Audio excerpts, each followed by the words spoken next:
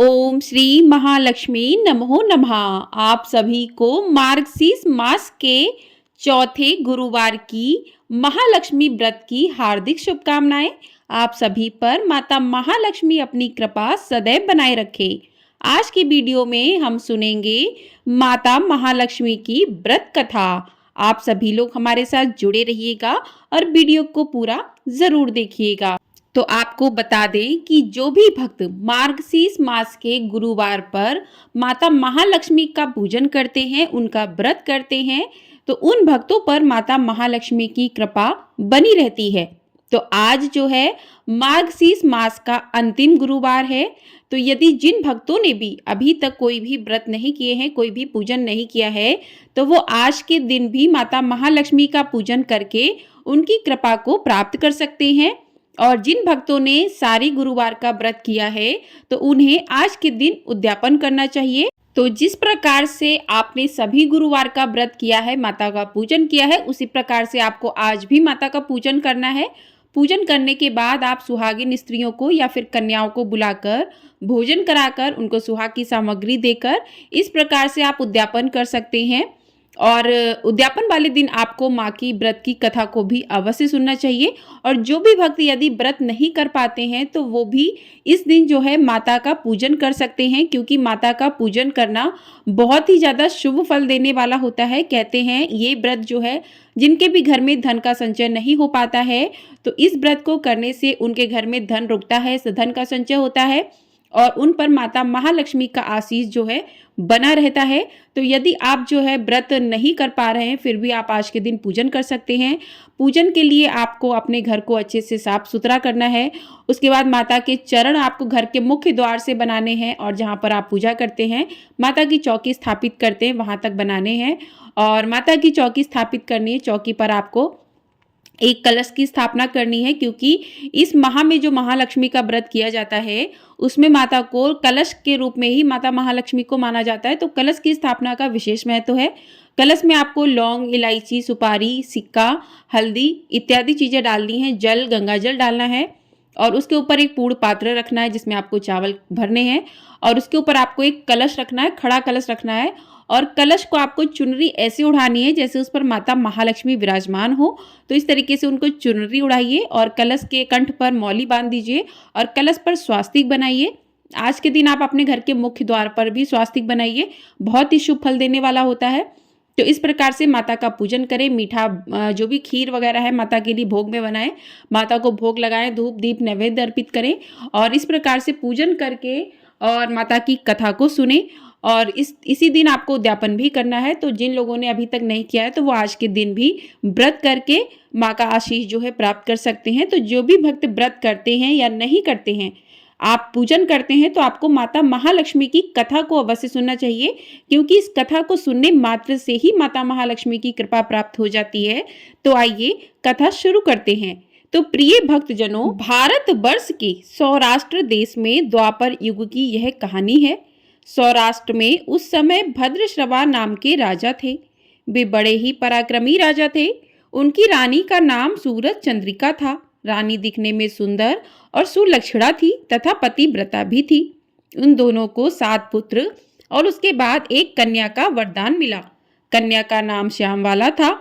एक बार महालक्ष्मी जी के मन में आया कि जाकर उस राजा के राजप्रसाद में रहें। इससे राजा को दुगनी धन दौलत की प्राप्ति होगी और वह इस धन दौलत से अपनी प्रजा को और सुख दे पाएगा। गरीब के घर अगर रहे और उसे धन दौलत प्राप्त हो, तो वह स्वार्थी की तरह केवल अपने ऊपर ही खर्च करेगा। यह सोचकर श्री महालक्ष्मी जी ने बूढ़ी ब्राह्मण स्त्री का रूप धारण किया। हाथ में लाठी लिए हुए लाठी के सहारे रानी के द्वार तक पहुंची। यद्यपि उन्होंने बूढ़ी औरत का रूप धारण किया था, पर उनके चेहरे पर देवी का तेज था। उन्हें देखते ही एक दासी सामने आई। उसने इनका नाम, धाम, काम, धर्म पूछ डाला। वृद्ध ब्राह्मण का रूप धारित माता लक्ष्मी ने कहा, बालिके, मेरा नाम कमला है। मेरे पति का नाम भुवनेश है। हम द्वारिका में रहते हैं। तुम्हारी रानी पिछले जन्म में एक वैश्य की पत्नी थी। वह वैश्य गरीब था। दारिद्र्य के कारण हर रोज घर में झगड़े होते थे तथा उसका पति रोज उसे मारता था। इन बातों से तंग आकर वह घर छोड़कर चली गई तथा वन जंगल में खाली पेट भटकने लगी। उसकी इस दुर्दशा पर मुझे दया आई। तब मैंने उसे सुख संपत्ति देने वाली श्री महालक्ष्मी की कथा सुनाई। मेरे कहने पर उसने श्री महालक्ष्मी का व्रत किया। श्री महालक्ष्मी प्रसन्न हुई, उसकी गरीबी दूर हुई, उसका घर संसार दौलत संतति संपत्ति से भर गया। बाद में पति पत्नी दोनों परलोक सिधारे। लक्ष्मी व्रत करने के कारण वे लक्ष्मी लोक में रहे। उन्होंने जितने साल महालक्ष्मी का व्रत किया उतने हजारों साल उन्हें सुख भोग मिला।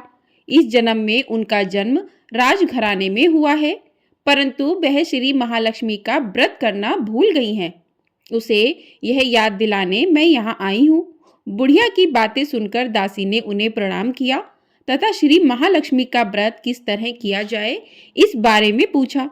बुढ़िया रूप धारण किए हुए श्री महालक्ष्मी माता ने दासी को पूजा की विधि तथा महिमा बताई।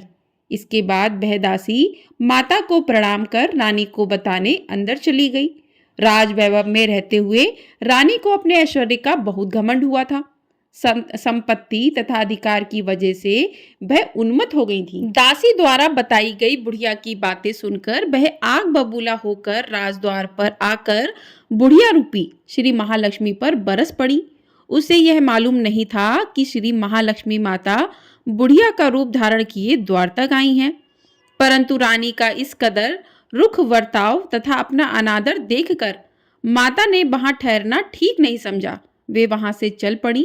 रास्ते में उन्हें राजकुमारी श्यामवाला मिली। उन्होंने श्यामवाला को सारी बात बताई। श्यामवाला ने अपनी ओर से श्री महालक्ष्मी माता से क्षमा मांगी। माता को उस पर दया आई। उन्होंने श्यामवाला को श्री महालक्ष्मी व्रत के बारे में बताया। उस दिन अघान यानी कि मार्गशीर्ष मास का पहला गुरुवार था। श्यामवाला ने परम श्रद्धा से श्री महालक्ष्मी का व्रत रखा। फलस्वरूप राजा सिद्धेश्वर के सुपुत्र मालाधार से उसका विवाह हुआ। वह धन दौलत ऐश्वर्य वैभव से मालामाल हो गई। पति के साथ ससुराल में आनंद से दिन बिताने लगी। इधर श्री महालक्ष्मी का रानी पर प्रकोप हुआ। फलस्वरूप राजा भद्रश्रवा का राज्य एवं राज कारोबार नष्ट हो गया। यहाँ तक कि खाने के लाले पड़ गए। ऐसी हालत में एक दिन रानी ने राजा से निवेदन किया कि हमारा दामाद इतना बड़ा राजा है, धनवान है, ऐश्वर्यशाली है, क्यों ना उसके पास जाएं, अपना हाल उसे बताएं, वह जरूर हमारी मदद करेगा। इस बात पर राजा भद्रश्रवा दामाद के पास रवाना हुए। राज में पहुंचकर एक तालाब के किनारे थोड़ी देर विश्राम लेने के लिए ठहरे। तालाब से पानी लेने आते जाते दासियों ने उन्हें देखा। उन्होंने विनम्रता से उनकी पूछताछ की। जब उन्हें यह मालूम हुआ कि वे रानी श्यामवाला के पिता हैं, तो दौड़ते हुए जाकर उन्होंने रानी को सारी बात बताई। रानी ने दासी के हाथ राज परिधान भेजकर बड़े ही ठाट से उनका स्वागत किया, आदर सत्कार किया, खान पान करवाया। जब वे लौटने लगे तो सोने की मोहरों से भरा हुआ घड़ा दिया। राजा भद्रश्रवा जब वापस लौटे तो उन्हें देखकर रानी सूरज चंद्रिका खुश हुई। उन्होंने सोने की मोहरों से भरे हुए घड़े का मुंह खोला, पर हाय भगवान, घड़े में धन के बदले कोयले मिले। यह सब श्री महालक्ष्मी के प्रकोप से हुआ। इस प्रकार दुर्दशा में और कई दिन बीत गए। इस बार रानी स्वयं अपनी कन्या के पास गई। वह दिन अघान माह का अंतिम गुरुवार था। श्यामवाला ने श्री महालक्ष्मी का व्रत किया, पूजा की और अपनी माता से भी व्रत करवाया। इसके बाद रानी अपने घर आई। श्री महालक्ष्मी का व्रत रखने पर उसे फिर से अपना राजपाट, धन दौलत, ऐश्वर्य प्राप्त हुआ।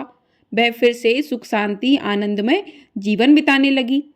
कुछ दिनों बाद राजकन्या श्यामवाला अपने पिता के घर आई। उसे अपने घर देखकर सूरज चंद्रिका को पुरानी बातें याद आ गईं।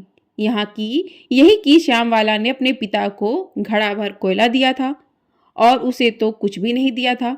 इसी कारण श्यामवाला को पिता के घर आने पर उसका कोई आदर आतिथ्य नहीं हुआ, बल्कि उसका अनादर ही हुआ। पर उसने इस बात का बुरा नहीं माना और अपने घर लौटते समय उसने पिता के घर से थोड़ा नमक ले लिया। अपने घर लौटने पर उसके पति ने पूछा कि अपने मायके से क्या लाई हो। इस पर उसने जवाब दिया कि वहां का सार लाई हूँ। पति ने पूछा इसका मतलब क्या हुआ, तो श्यामवाला ने कहा थोड़ा धीरज रखो, सब मालूम हो जाएगा।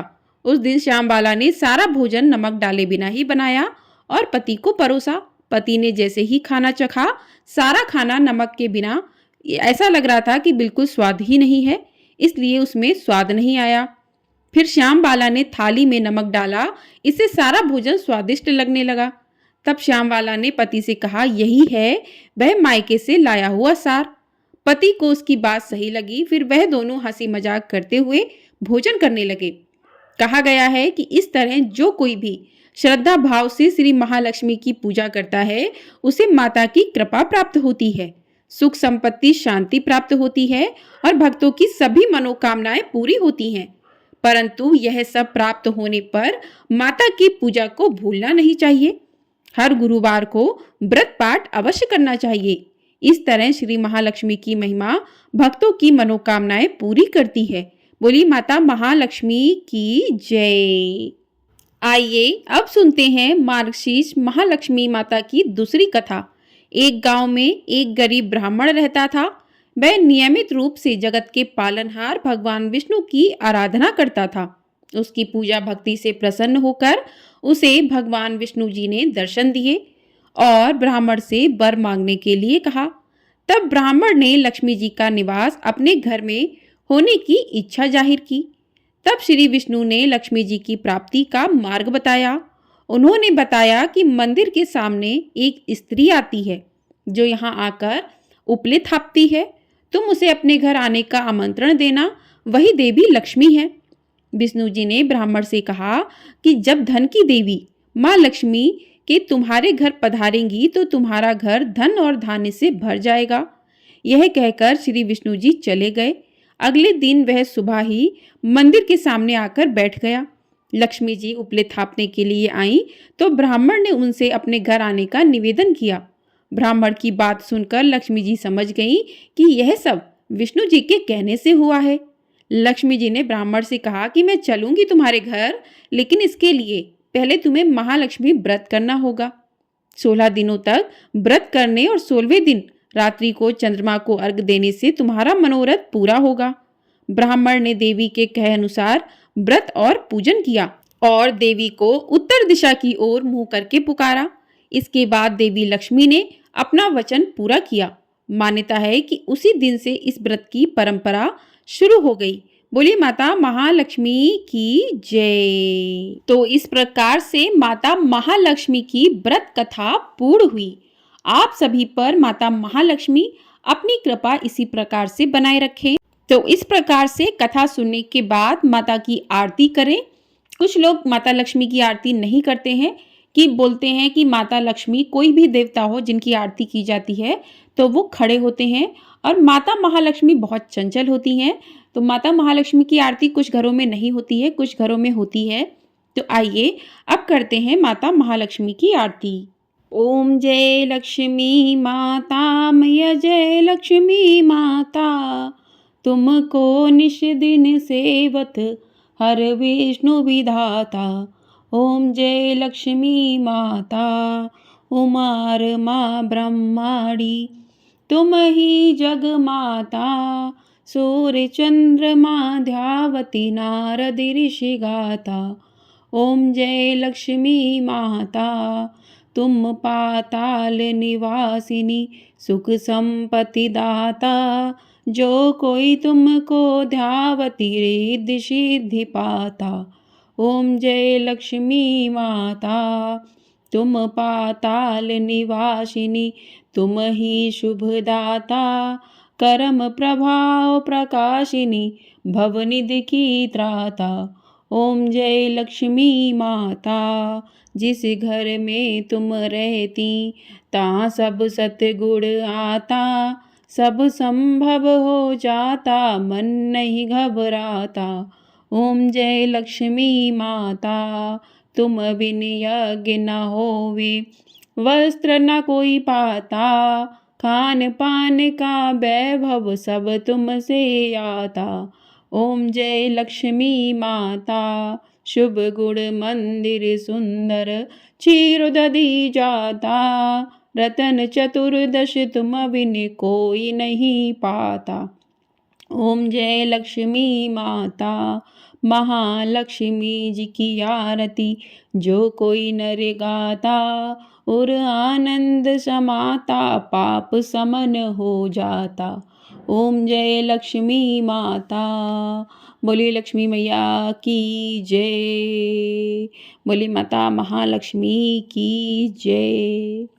तो इस प्रकार से माता की आरती पूर्ण हुई। अंत में माता से क्षमा प्रार्थना करें कि पूजा में आपसे यदि कोई भूल चूक हो गई है तो हे माता महालक्ष्मी उसे क्षमा करें। तो इस प्रकार से माता का पूजन करके, माता की कथा सुन के माता का व्रत पूर्ण होता है और इसी दिन आपको माता का उद्यापन करना है और उद्यापन करके इस व्रत को पूर्ण किया जाता है, क्योंकि माता महालक्ष्मी के व्रत की कोई भी चीज़ें विसर्जन नहीं की जाती हैं, क्योंकि कुछ पूजा में विसर्जन किया जाता है।